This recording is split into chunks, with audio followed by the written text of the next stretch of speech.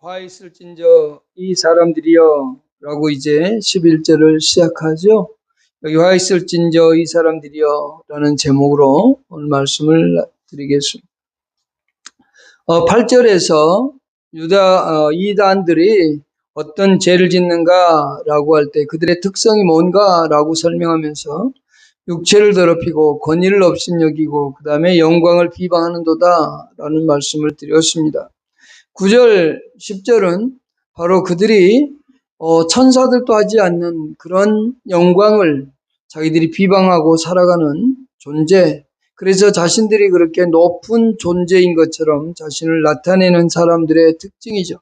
그 사람들에 대해서 이제 잘못된 가르침을 가르치고 또 잘못된 신앙을 가지고 있으면서 사람들을 미혹하여 빠뜨리는 그들을 향하여서 구약 성경에 나오는 대표적인 세 사람에 대하여 얘기를 하고 있습니다.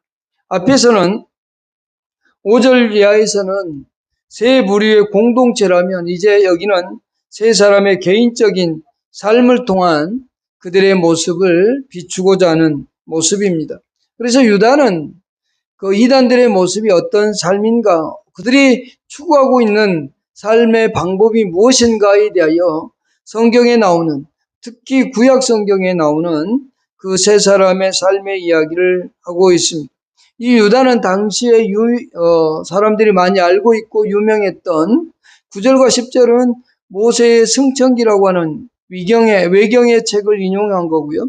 그 다음에 오늘 11절은 에녹서에 있는 내용을 가지고 또 설명을 합니다. 이것은 에녹서에 있는 것만이 아니라 성경에 있는데, 성경에 구체적으로 나와 있는데 에녹서에서는 이것을 좀 더 구체적으로 설명을 해서 모든 사람이 알고 있는, 그리고 특히 구약 성경 안에서 그들이 이 세 사람들이 어떻게 하나님의 심판을 받았는지 설명해 주고 있다라고 하는 거죠.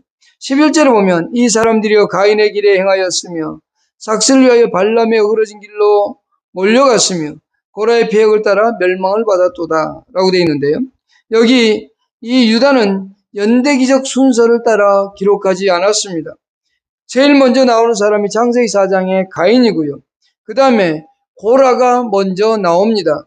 그리고 발람이 나오는데요. 고라는 민수기 16장에, 그리고 발람은 민수기 22장부터 25장에 나오고 있습니다. 또한 그들을 묘사하기 위해서 쓰고 있는 명사와 동사들을 보면 그 가인에 대해서는 가인의 길 이렇게 했고요. 고라의 어그러진 길, 발람의 어그러진 길 했고요. 고라의 폐역의 길 이렇게 말하고 있죠. 뒤로 가면 갈수록 그들의 죄악이 강도가 더해지고 있음을 볼 수 있고요. 동사 또한 그와 같이 설명하고 있습니다. 그들을 가인의 길에 행하였으며 발람의 어그러진 길로 몰려갔으며 그 다음에 고라의 폐역의 길을 따라서 멸망을 받았도다 라고 하고 있죠. 그러니까 점점 뒤로 가면서 그들의 강도가 높아지고 멸망의 수위도 높아지고 있는 것을 보여주고 있습니다. 그래서 결국 이 유다서에 나오는 이단들, 당시 초대교회에 있었던 이단들의 삶의 모습은 그렇게 점점 더 처음보다는 점점 시간이 흘러가면서 악한 삶을 살게 되고 결국엔 멸망을 받게 된다는 것을 교훈하고 있는 거거든요.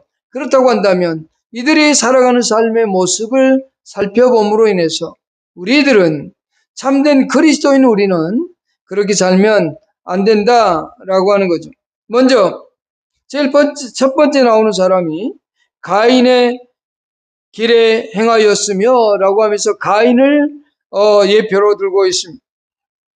가인이라고 하는 이 사람은 우리가 잘 아는 대로 동생을 죽인 사람 이렇게 기본적으로 떠올릴 겁니다. 가인 그러면 제일 먼저 떠오르는 게 하나님께 예배에 실패한 사람, 또는 동생을 죽인 살인자 이렇게 얘기할 수 있을 겁니다. 그래서 요한 1서 3장 12절에서는 이 이단들, 가인의 길로 행하는 그들, 이단들을 향하여서 말하면서 동시에 우리들에게 하고 있는 말이 뭐냐면 12절에 이렇게 말하고 있습니다. 가인과 같이 하지 말라. 그는 악한 자에게 속하여 그 아우를 죽였으니 어떤 이유로 죽였느냐? 자기의 행위는 악하고 그의 아우의 행위는 의로움이다 라고 얘기하고 있죠. 이단들을 따라가는 이단들의 미혹에 넘어가지 말도록 하기 위해서 가인에게 가인과 같이 살지 말라라고 요한 1서에서 3장, 요한일서 3장에서 그렇게 설명하고 있는 겁니다. 가인과 같이 하지 말라. 왜 그런가요? 그는 악한 자에게 속하였다라고 되어 있습니다. 악한 자라고 하는 것은 악독한, 사악한, 타락한 이라는 뜻을 가진 말인데요. 이 말은 3장 10절에서 마귀라는 말과 동일어로 쓰여지고 있다라고 할 수 있습니다. 요한일서 3장 10절에 이렇게 기록하고 있습니다. 이러므로 하나님의 자녀들과 마귀의 자녀들이 드러나나니 물을 의를 행하지 아니하는 자나 또는 그 행제를 사랑하지 아니하는 자는 하나님께 속하지 아니하느니라 라고 하면서 12절에서 가인과 같이 하지 말라라고 했는데요. 그 앞절에 11절은 이렇습니다. 우리는 서로 사랑할지니 이는 너희가 처음부터 들은 소식이라. 그리고 12절에서 가인과 같이 하지 말라라고 말하고 있거든요. 요한은 여기 가인과 같이 하지 말라고 하면서 악한 자에게 속하였다라고 할 때 이 말을 10절에 마귀와 같은 의미로 사용하고 있다라고 하는 겁니다. 그러면서 거기에 아우를 죽였으니 라는 표현을 썼습니다. 3장 12절에서 요한일서 3장 12절에서 가인과 같이 하지 말라 그는 악한 자에게 속하여 그 아우를 죽였으니 여기서 죽였다라고 하는 이 표현은 실수로 죽이거나 그냥 단순히 그냥 그를 살해한 이 정도가 아니라 자비심 없이 아주 잔인하게 죽이는 것을 의미합니다. 사람을 아주 그냥 원수를 갚듯이 그렇게 죽인 잔인함을 여기서 말해주고 있습니다. 그렇다고 한다면 우리 다시 유다서로 돌아가서 유다서에서 가인과 같이 하지 말라라고 말하고 있는데요. 가인의 길을 따르지 말라고 하는 얘기를 하고 있는데요. 우리는 가인에 대해서 살펴볼 때 그 크게 두 가지의 죄를 살펴볼 수 있습니다. 창세기 4장에 가서 보면 가인은 크게 두 가지를 잘못하고 있는데 1절부터 5절까지 해서 가인은 하나님의 뜻을 알면서도 하나님의 뜻대로 예배하지 않는 그런 하나님께 예배하지 않는 그리고 예배를 드린다 할지라도 하나님의 예배를 받지 않는 그런 삶을 살아가고 있습니다. 하나님께서 원하는 것이 무엇인지 알면서도 그 말씀대로 하나님을 예배하지 않은 그의 죄악을 창세기 4장 1절부터 5절까지 말하고 있습니다. 그러면서 그는 하나님께 예배를 드렸는데 하나님의 예배를 받지 않으니 그는 분노가 일어났습니다. 창세기 4장 4절과 5절 읽어보면 이렇습니다. 아벨은 자기도 양의 첫 새끼와 그 기쁨으로 드렸던 여호와께서 아벨과 그 제물을 받으셨으나 3절입니다. 세월이 지난 후에 가인은 땅의 소산으로 제물을 삼아 여호와께 드렸고 아벨은 자기도 양의 첫 새끼와 그 기름으로 드렸던 여호와께서 아벨과 그 제물은 받으셨으나 가인과 그 제물은 받지 아니하신지라 가인이 몹시 분하여 안색이 변하였다라고 되어 있습니다. 하나님께서 가인과 그 제물은 받지 않으셨다라고 되어 있는데요. 여기 받지 않으셨다라고 하는 표현은 이런 겁니다. 하나님께서 쳐다보지도 않았다입니다. 그가 하나님께 예배드리러 나올 때에 이미 하나님은 그가 자기에게 하나님께 대한 예배를 하고자 하는 마음이 아닌 것을 알았다는 거죠. 히브리서 11장 4절에 보면 가인과 아벨의 제사가 어떻게 다른지 알 수 있습니다. 아벨은 믿음으로 하나님께 드렸다라고 되어 있습니다. 그러면서 11장 6절에서 믿음으로 하나님께 나아가는 자는 하나님이 살아계신 것과 그를 찾는 자들에게 반드시 상 주시는 자이심을 믿어야 할지라고 했는데 가인은 그 말씀에 비춰보면 하나님의 살아계심을 믿지 않았다라고 할 수 있습니다. 그러니까 하나님께 예배드리러 나왔는데 그는 예배드리러 나와서 하나님 앞에 살아계신 그 전능하신 하나님 앞에 예배하는 게 아니라 동생이 드리니 본인도 형식적으로 드리고 있고 또 하나님이 원하는 방법대로 드리지 않고 있는 모습을 볼 수 있습니다. 두 번째는요. 이 가인의 죄는 6절 이하에서 볼 수 있는데 자신의 죄악을 지었음에도 불구하고 그는 자신에게 주어진 하나님의 경고까지도 무시하면서 죄를 짓는 그의 모습을 보게 됩니다. 두 번째 죄가 뭐냐면 6절과 창세기 4장 6절과 7절에 있는 말씀인데요. 여호와께서 가인에게 이르시되 내가 분하여 하면 어찌 됨이며 안색이 변하면 어찌 됨이냐. 내가 선을 행하면 어찌 낯을 들지 못하겠느냐. 선을 행하지 아니하면 죄가 문에 엎드려져 있느니라. 제가 너를 원하나 너는 죄를 다스릴지니라. 이렇게 말하고 있잖아요. 죄를 지배하고 다스려라. 너 마음속에 지금 분노의 마음이 들끓고 있어서 그 분노의 마음으로 말미암아 살인할 걸 아니까 그 죄를 다스리라고 했는데 이 아벨은 그 경고를 무시했습니다.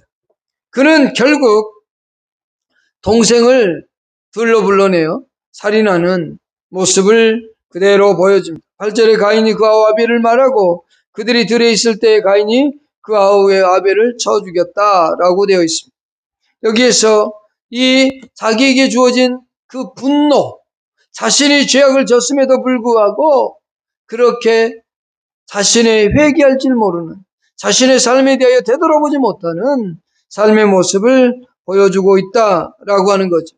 오늘 이웃 초대교회 이단들 그 모습 또한 동일한 겁니다. 그들은 자신들이 하나님 앞에서 잘못하고 있음에도 불구하고 돌이키기는커녕 자신들이 옳은 길을 가고 있는 것처럼, 그리고 많은 사람들을 그와 같이 그 길로 따라가도록 만드는 그와 같은 삶을 살아가는 그들의 모습을 가인에게 비추어 보여준 겁니다. 결국 그들은 하나님의 살아계심을 믿지 못하고 그들은 하나님을 의지하지 않고 하나님의 경고도 무시하는 그와 같은 삶을 살아가는 존재라는 거죠.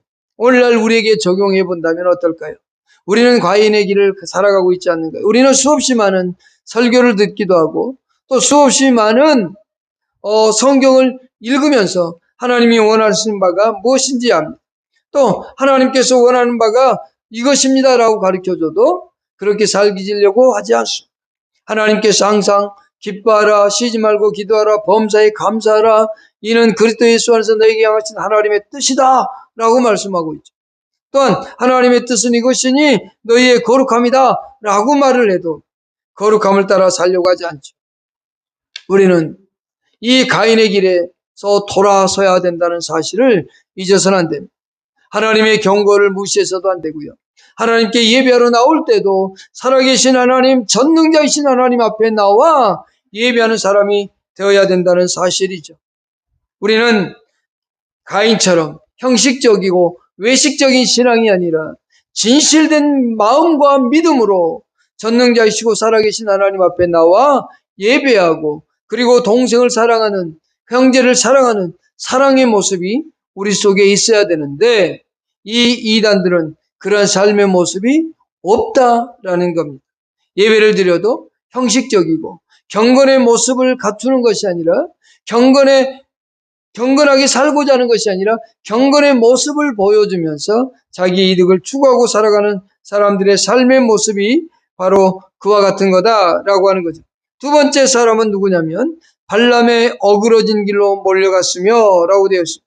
민수기 22장 1절 이하에서 25절까지의 내용이 이 발람의 어그러진 길입니다. 특히 24절까지 보면 발락이라고 하는 모압 왕이 이 발람에게 많은 돈을 주고 이스라엘 백성을 저주할 것을 요구합니다. 그런데 계속 거절을 하죠. 그런데 하나님께서 세 번까지 그 발락이라고 하는 사람이 발람에게 계속적으로 찾아와서 요구할 때 이 발람의 마음속에는 가고 싶은 욕구가 너무 강했던 겁니다. 많은 물질을 주고 부욕해 하고 풍성한 삶을 살게 해준다고 하니 그걸 누리고자 했던 겁니다. 거기에 물들어 갔습니다. 그래서 결국 그는 그의 길을 따라갔습니다. 하나님께서 민수기 22장 20절에선 그냥 발람에게 가라라고 말합니다. 그러나 22절에 보면 하나님께서 진노하고 있는 걸 볼 수 있는데요. 왜 그랬을까요? 왜 하나님께서 가라고 하고 진노할까요? 역설적으로 얘기하는 거예요. 그는 계속 가고 싶은 욕구, 욕망이 있어서 그것을 주체하지 못하고 있거든요. 그렇기 때문에 가도록 허락했지만 그대로 허용해 준 겁니다. 역으로 말하면 하지 말라는 것을 강력하게 얘기하고 있었는데 그는 그 경고를 무시하고 세상의 이익을 따라 살아갔다라고 하는 겁니다. 여기서 유다가 발람의 어그러진 길이라고 하면서 그들에게 교훈하고 있는 것은 이겁니다. 발람은 세상적인 이득을 인해서 하나님의 택한 백성들을 죄악의 길로 이끌어가고 결국 그들을 멸망케 한 사람의 모습입니다. 그러니까 이스라엘 백성들을 자기만 이득을 얻고 끝나는 게 아니라 자기가 이득을 범으로 말미암아 그래서 하나님의 택한 백성들을 죄악 가운데 들어가게 하고 결국 그들을 죽게 만드는 삶의 모습. 그가 모압의 왕인 발락의 말을 듣고 요청한 대로 이스라엘 백성을 저주하려고 했지만 세 번 다 축복할 수밖에 없었습니다. 그러면 하나님의 놀라운 역사 속에서 내가 이게 아니구나 하고 돈을 팽개치고 돌아와야만 되는 게 이 발람의 모습이거든요. 그런데 이 발람은 좀 더 악한 꾀를 깨어냅니다. 그것이 뭐냐면 이스라엘 백성들은 우상 숭배하면 안 되고 또한 우상 숭배의 제물을 먹어서도 안 된다는 게 율법이거든요. 그래서 이 모압이 알려줍니다. 발람이 모압 왕 발락에게 알려주는 겁니다. 어떻게 알려줍니까? 우상에게 드린 제물을 예쁜 여자들에게 가지고 이스라엘 진영으로 가게 합니다. 이스라엘 백성들은 군인들이었거든요. 전쟁을 대치하고 있는 상황이니까 가서 이 여인들에게 유혹하게 만들었죠. 그리고 그 우상의 제물을 가지고 가서 전장에 있는 그 남자들에게 갖다 주면서 유혹해서 성관계를 갖게 했죠. 그 결과로 말미암아서 결국 그때 연병이 임했는데 자그마치 24,000명이 죽게 되는 결과를 나타냅니다. 그래서 이 백성들을 다 죽이게 되는 놀라운 일을 자기의 이득을 위해서 그와 같은 삶을 살았지요. 그것을 하지 말라고 하는 겁니다. 그날의 죽은 수가 자그마치 24,000명이었습니다.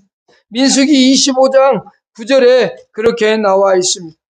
민수기 25장 9절에서 그날 연병으로 죽은 숫자가 24,000명이라고 얘기하고 있는데 읽어보겠습니다.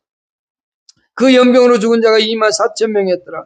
근데 그것을 멈추게 한 것이 누구였냐면 제사장 아론의 손자 엘르아살이 이들 비느하스가 보고 회중 가운데서 일어나 손에 창을 들고 그 이스라엘 남자를 따라가 그의 막사에 들어가 이스라엘 남자와 그 여인의 배를 꿰뚫어 두 사람을 죽이니 연병이 이스라엘 자손에게서 그쳤더라 라고 되어 있거든요. 무슨 얘기냐면 이 여인들이 와서 우상의 제물을 이고 와서 가지고 와서 주면서 막사에서 성적 타락을 행했던 겁니다.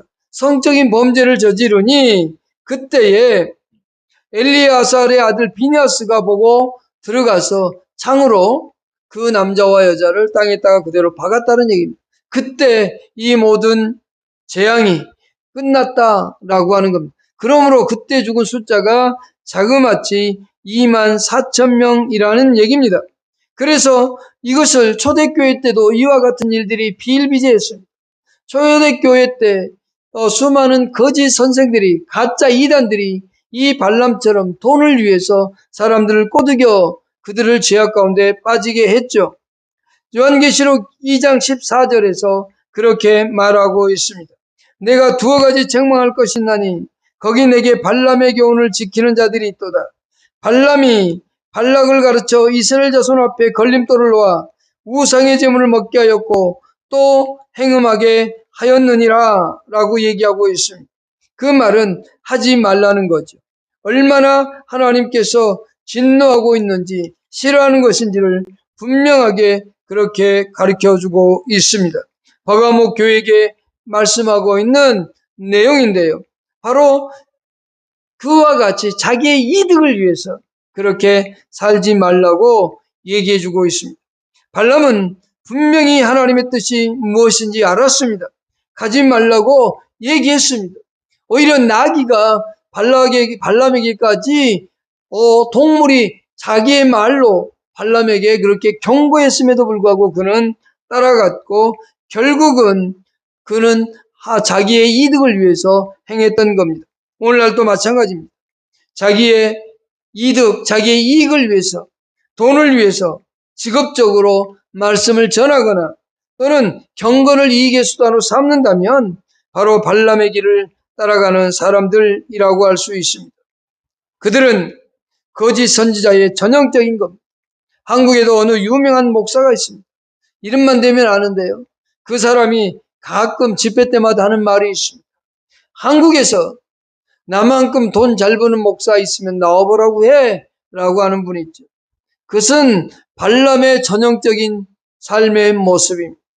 자신의 진정한 하나님의 뜻을 전하고자 하는 의지와 의도가 아니라 결국 자기의 목적은, 설교하는 목적은 돈을 벌기 위함이다라고 하는 것을 시인하는 것과 같습니다. 결국 이 발람은 그러므로 말미암아서 죽게 되어졌죠. 살해당합니다. 민수기 31장 8절에서 그는 살해를 당하는데요. 여러분, 이 발람의 어그러진 길을 따라가는 사람들, 가짜들, 이단들의 전형적인 특징은 돈입니다. 처음에는 많은 걸 도와주는 것처럼 하지만 결국에 가서는 자기의 배를 채우고자 하는 것이 이단들의 특징입니다. 그들은 경건한 척, 거룩한 척 합니다. 그러나 그들의 삶의 목적은 그것이 아니라, 경건이 목적이 아니라 자기의 이득이 목적이고 그 경건을 수단으로 삼아서 자기의 영광과 이익을 추구한다는 사실입니다. 이것은 오늘날 살아가는 이 시대 또한 마찬가지입니다. 이 시대의 설교자들도 마찬가지고 목회자들도 마찬가지고 성도들도 마찬가지입니다.